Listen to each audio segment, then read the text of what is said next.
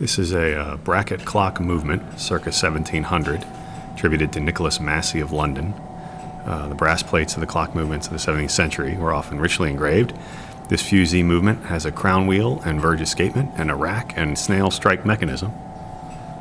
I will try to pan around it here for you.